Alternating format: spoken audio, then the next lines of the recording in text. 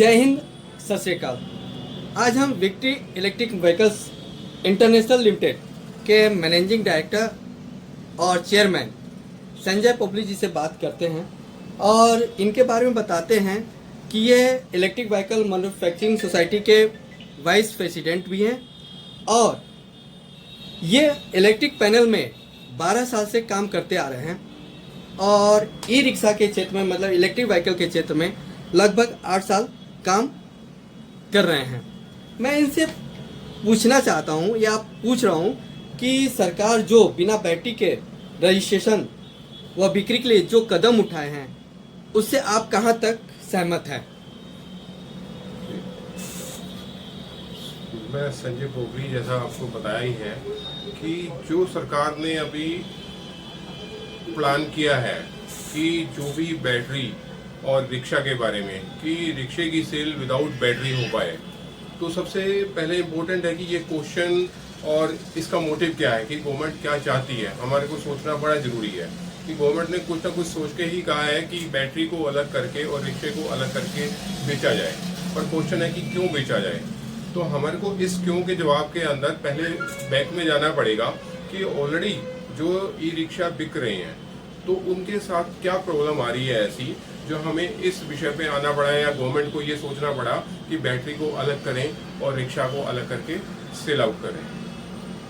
तो इसका जो इम्पैक्ट आना चाहिए, इसके लिए जो मेरे विचार हैं तो वो अलग अलग तरीके के विचार हैं। अगर एज ए मैन्युफैक्चरर मैं अपने मेरे अलग विचार आते हैं कि बैटरी और रिक्शा को इकट्ठे बेचने में क्या फायदा है या अलग अलग बेचने में क्या फायदा है। सेम अगर डीलर क्या सोच रहा है और कस्टमर को क्या फायदा है वो क्या सोच रहा है, इन सारी चीजों के ऊपर ही जब हम चेक कर पाएंगे और तभी प्रॉपर बता पाएंगे कि इसके बेनिफिट हैं भी या नहीं है। इसमें जीएसटी पे आपके क्या असर पड़ेगा और कस्टमर व्यू से जीएसटी पे और डीलर पॉइंट से ये जीएसटी का थोड़ा सा इम्पैक्ट बताइए हमको।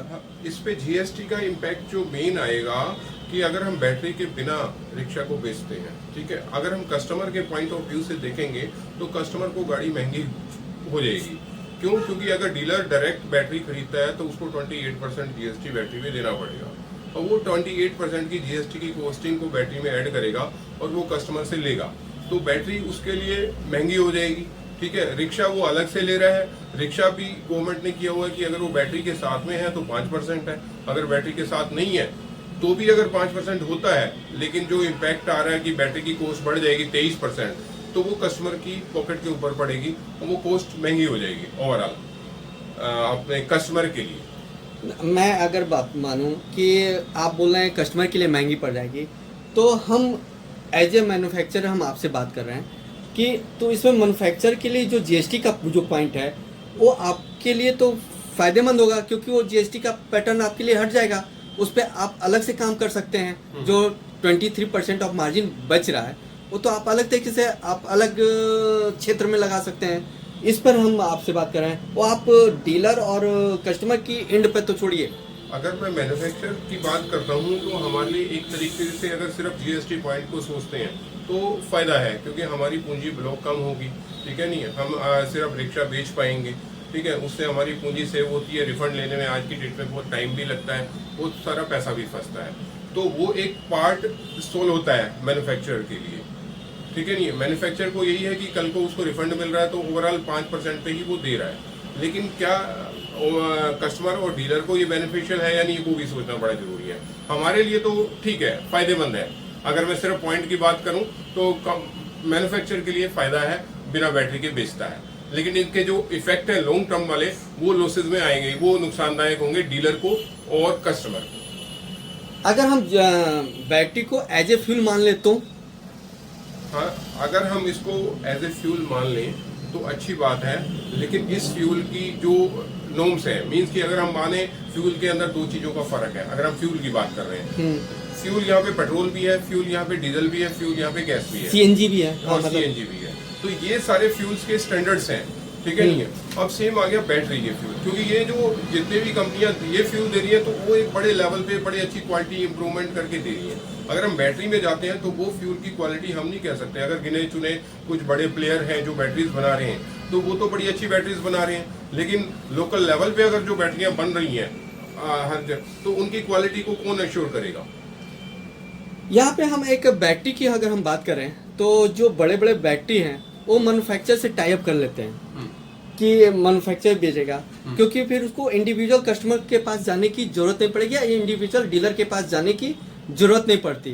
तो उसमें ये बैटरी वाले को ये फायदा होता है कि हम डायरेक्ट मैन्युफैक्चर से कंसल्ट करते हैं, तो उसमें मैन्युफैक्चरर और बैटरी मैन्युफैक्चरर के बीच में जो इम्पैक्ट आता है जीएसटी का, तो मैन्युफैक्चर तो खरीद लेता है और जीएसटी भी भले 2 महीने 3 महीने पे आए, लेकिन उसको बैटरी का जो मैन्युफैक्चर है उसको हर डीलर के पास जाने की जरूरत नहीं पड़ती। वो एक ही मैन्युफैक्चर को 100 या 200 जितनी बैटरी देनी है वो एक ही मैन्युफैक्चर को ला कर दे देता है। तो इसमें आप 2-3 अगर हम मैन्युफैक्चर बात करें तो इसमें आप कैसे करेंगे? अगर आप 2-3 बैटरी के मैन्युफैक्चर से बात करें तो उसमें भी आपका तो कॉस्टिंग लग रहा है। बिल्कुल बिल्कुल लग रहा है। मैन्युफैक्चर वाला जो आपने पॉइंट बताया कि बैटरी कंपनी अगर मैन्युफैक्चर के पास आती है और वो अपनी बैटरी एक साथ इकट्ठी देती है तो उसको कम मैन्युफैक्चर पे जाके अपना वॉल्यूम देने में आसानी रहती है। सेकंड पार्ट पे आते हैं कि वही बैटरी मैन्युफैक्चर जाता है डीलर एंड पे कि आप मेरी बैटरी ले लो, ठीक है नहीं। तो आज की डेट में एक बड़ा माइनस पॉइंट क्या है कि जो भी डीलर्स हैं, डीलर्स मैक्सिमम प्रॉफिट पे काम करता है, वो क्वालिटी पे ज़्यादा ध्यान नहीं देता, उसको चाहिए ज़्यादा से ज़्यादा मार्जिन। तो वहाँ ये नहीं है कि वो हर बैटरी मैन्युफैक्चरर को कहेगा मुझे सस्ती बैटरी चाहिए, मुझे हल्की बैटरी चाहिए, ठीक है, मेरे को क्वालिटी से इतना ज़्यादा नहीं है। मैं सब डीलर्स की बात नहीं कर रहा, बट काफ़ी 50% से ज़्यादा डीलर सिर्फ मार्जिन पे काम करते हैं। वो customer care, customer satisfaction, customer की क्वालिटी, कस्टमर को क्या बेनिफिट हो रहा है या नहीं हो रहा, इस पॉइंटों पे बात नहीं करते। उनको अपना मार्जिन चाहिए, उससे कोई मतलब नहीं है कि वो रिक्शा वाला उस बैटरी से बेनिफिट ले रहा है, अच्छे किलोमीटर चला पा रहा है या नहीं चला पा रहा, कल को उसकी अर्निंग सही हो रही है, कल को उसको क्वालिटी में या सर्विस में चीज़ चाहिए तो वो सर्विस वो वाली जो जिससे वो ले रहा है मिल रही है या नहीं मिल रही है। आज वो 2000 में बैटरी सस्ती मिल रही है वो ले लेगा, बाद में सर्विस के लिए कस्टमर को रुलाता रहेगा। तो ये एक माइनस वाला पॉइंट आ सकता है। आईकेट का जो सर्टिफिकेट में जो बैटरी का जो अप्रूवल आपके सर्टिफिकेट में लिखा होता है तो वो तो एक ही कंपनी का लिखा होता है, 10 कंपनियों नहीं लिखा होता है। या तो स्टार्टिंग में डालेंगे तो भी वही डालेंगे। अगर कल को कोई बाहरी की कंपनी आती है, बहुत अच्छी क्वालिटी इम्प्रूवमेंट वाली बैटरी आती है, तो उस पर आपका क्या कहने का है कि आईकेट का सर्टिफिकेट या तो हमको दोबारा करवाना पड़ेगा या तो फिर बैटरी के अप्रूवल पे काम चल जाएगा, इस पर क्या? देखो, वैसे प्रैक्टिकली देखें जो हो रहा है वो तो यही रहा है कि अगर कोई भी मैन्युफैक्चरर किसी भी एक सिंगल बैटरी से अपनी गाड़ी अप्रूव कराता है आईकेट में तो उसको वही बैटरी लगानी पड़ती है जो चल रहा है। लेकिन जो नॉर्म्स के अकॉर्डिंग, जैसे आप कह रहे हैं कि मान लिया 4 कंपनियों ने बैटरियां आईकेट करवा ली, ठीक है, तो अभी वो आईकेट सर्टिफिकेट हमारे पास लेके आया कि जी हमारी बैटरी भी लगाई है, तो हम पहला क्वेश्चन आता है कि आपकी हमारे साथ अप्रूव नहीं है। सेकंड क्वेश्चन आता है कि यार ठीक है जी सर, मैं अप्रूव भी कराता हूँ आपकी बैटरी का, तो उसमें जो टाइमिंग एक तो लगता है वो ठीक होना चाहिए। दूसरा, अगर कोई और नई कंपनी आ जाती है कि जी हमारी बैटरी लगाओ, तो हम पहले उस बैटरी को चेक करेंगे, उसकी क्वालिटी को, उसकी परफॉर्मेंस को, अगर वो हमें ठीक लगेगी तो हम लगा पाएंगे। कुछ मैन्युफैक्चरर इस कदम को अच्छा मान रहे हैं और कुछ लोग नहीं। देखिए, ये कदम तो अच्छा है। अगर एक बार बैटरी आईकेट हो गई और हम अपने व्हीकल में लगाने के लिए तैयार हैं, हमें आईकेट के पास नहीं जाना दोबारा कि आप ये बैटरी एडिशन कराओ, ठीक है नहीं, तो हम अपनी क्वालिटी से, अगर हमें अच्छा लगता है कि ये प्रोडक्ट अच्छा है, हमने ट्रायल ले लिया, चेक कर लिया, सर्विस अच्छी है, तो हम लगा सकते हैं उसको इजीली। और ये होना भी ऐसे ही चाहिए, ना कि हर बार आईकेट में जाके हम नई बैटरी को एडिशन कराएं अपने व्हीकल के अंदर और फिर अप्रूवल लें, तो वो टाइम और पैसा दोनों वेस्ट होता है उससे। तो हम यहाँ पे ये मान के चलें कि जैसे फ्यूल आईकेट नहीं होती है, वैसे ही बैटरी को भी एज ए फ्यूल मान के ही आईकेट को ये सर्टिफिकेशन देना चाहिए। हाँ, ये बिल्कुल, ये इससे मैं एग्री हूँ, देना उनको एज ए फ्यूल चाहिए। बाकी डिपेंड करता है कि अगर आप मैन्युफैक्चरर को सेटिस्फाई कर देते हो अपनी क्वालिटी से, परफॉर्मेंस से, तो वो आपकी बैटरी लगाएगा, उसको आपका फ्यूल अच्छा लग रहा है, ठीक है नहीं। जैसे एचपी है और इंडियन ऑयल है, बड़ी कंपनियां हैं, ठीक है, मुझे अच्छा लगता है अगर मैं इंडियन ऑयल का डलवाता हूँ अपना फ्यूल या एचपी का डलवाता हूँ, तो सेम है कि वो बैटरी कंपनी को फिर क्वालिटी बड़ी अच्छी मेंटेन करनी पड़ेगी, उसको हमें सेटिस्फाई करना पड़ेगा, अपने कस्टमर को सेटिस्फाई करना पड़ेगा। जो सेटिस्फाई करेगा उसकी बैटरी सबसे ज्यादा लगाएगा मैन्युफैक्चरर। अब जैसे मान लें कि हर पेट्रोल पंपों पे अब चार्जिंग कियोस्क लगाए जा रहे हैं, तो इसका मतलब कि वो भी एज ए फ्यूल ही काम करेंगे। बिल्कुल करेंगे। तो एज ए फ्यूल करेंगे तो वहाँ भी बैटरी का कोई मापदंड रहेगा नहीं, ठीक। कोई भी बैटरी लग सकता है। अब जैसे आपके साथ बड़ी एक समस्या है, कोई 140 एच की बैटरी लगाता है, कोई 110 एच की बैटरी लगाता है, कोई बोलता है एक्साइड है अच्छी कंपनी मानता है, कोई भी बैटरी को मानता है ये अच्छा है कस्टमर इंड पे।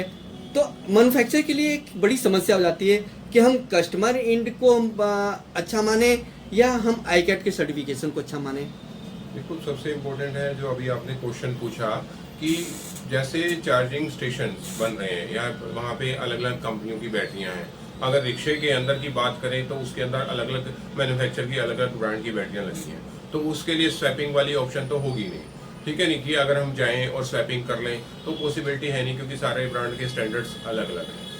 इस प्रॉब्लम का सोल्यूशन कैसे हो सकता है? ये कि अगर बड़ी कंपनी मान लिया आज ईस्टमैन है, एक्साइड है या कोई भी कंपनी है, इनके स्टैंडर्ड प्रोडक्ट हो, इन्हीं के चार्जिंग स्टेशन हो, इन्हीं की बैटरियां हो, ठीक है नहीं, तो अगर एक सिमिलर प्रोडक्ट रिक्शा में डलेगा और सिमिलर चार्जिंग स्टेशन पे जाएगा तो प्रॉब्लम सोल्व होती है, ठीक है नहीं, कि इनके चार्जिंग स्टेशन जैसे पेट्रोल पंप है HP है तो HP है, सेम ऐसे ईस्टमैन है तो ईस्टमैन है, एक्साइड है तो एक्साइड है, तो सेम बैटरी अगर सिमिलर मिलती है तो ये प्रोजेक्ट चलेगा।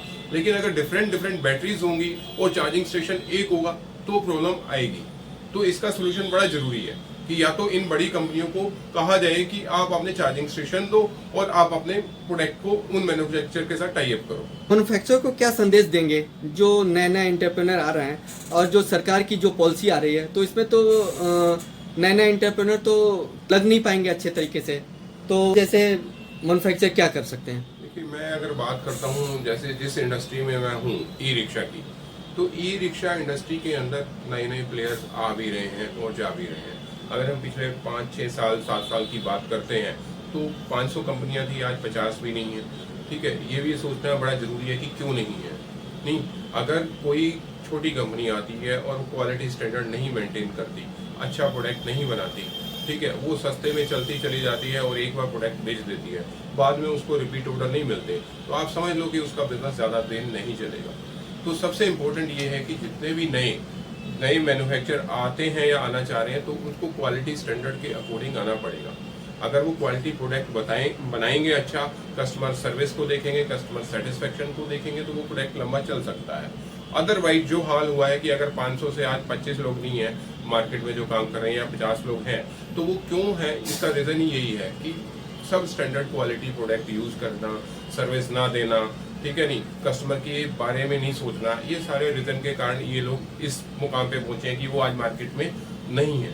तो नए प्लेयर्स का आने का मतलब यही है कि वो इस पूरी हिस्ट्री को देखते हुए ही सोचे कि इस इंडस्ट्री में मुझे आना चाहिए तो मैं किस स्टैंडर्ड्स को लेके आऊँ और क्या मैं इन सारे रूल्स को फॉलो अप करते हुए अच्छा प्रोडक्ट बना पाता हूँ और लॉन्ग टर्म तक मैं सर्विसेज दे पाता हूँ, तो वो चलेगा। अदरवाइज वो नहीं चलेगा। हर इंडस्ट्री का रूल है, क्वालिटी फर्स्ट है, क्वालिटी है तो प्रोडक्ट है और प्रोडक्ट है तो कंपनी है। आपका बहुत बहुत धन्यवाद।